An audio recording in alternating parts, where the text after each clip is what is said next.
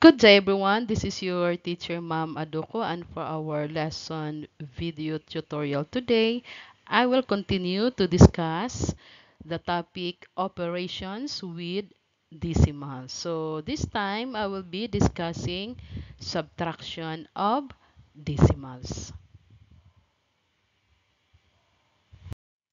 Before we proceed to give you an example, let me give you first the steps in subtracting of decimals. So first step, write the number to be subtracted. Smaller number below the other number, which is the larger number, aligning the decimal points and the numbers with the same place value. Step 2, add zeros to the number with fewer decimal places. And then step 3, proceed as in ordinary subtraction, starting from right to left. And the last step, copy the location of the decimal point. Alright, let me give you an example. Perform the indicated operation. 27.32 minus 3.119. Okay, to be able to solve, let's follow the steps in subtracting of decimals. So first step, we will write the number to be subtracted, which is the smaller number below the other number, the larger number. So our minuin or the larger number is 27.32, and we will subtract the subtrahend, which is 3.119. And then we need to align the decimal points and the numbers with the same place value.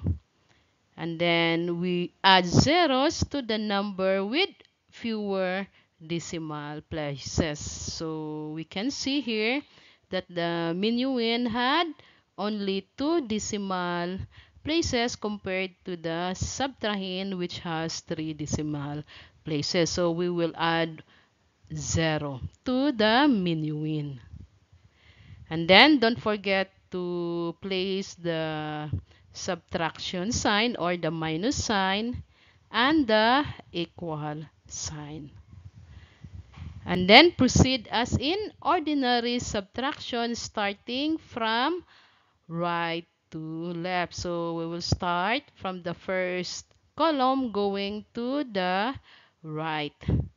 Okay, so 0 minus 9 cannot be, because the minuin is lesser than 9. So we cannot minus the 9 to the 0. So what we will do, we will borrow 1 unit from 2. So the 2 will become 1, and then we will add 1 to the 0. So the 0 will become 10. So this time, we will be able to deduct the 9 from 10. So 10 minus 9 is equal to 1. And then 1 minus 1 is equals to 0. And then the third column, 3 minus 1 is equals to 2. And then on the fourth column, 7 minus 3 is equals to 4. And then we bring down 2.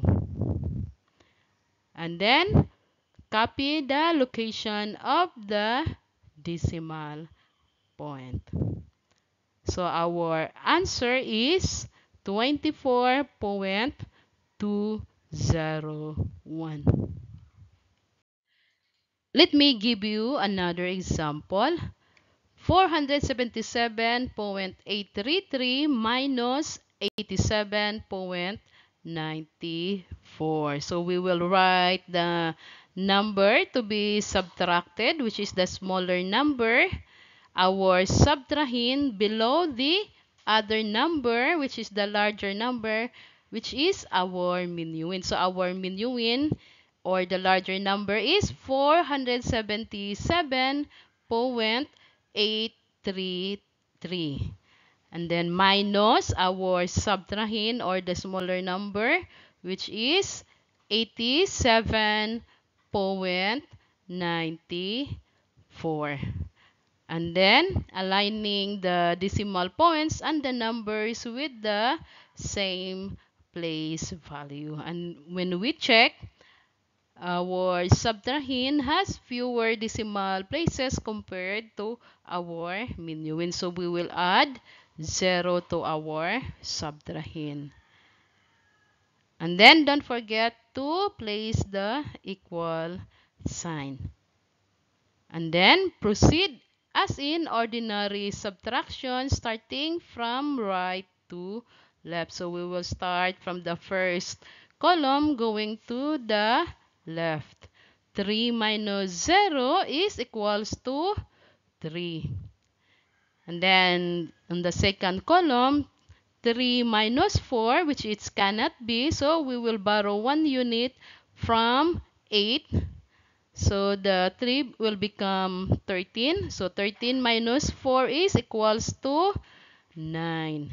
So since we borrow 1 unit from 8, so it will become 7.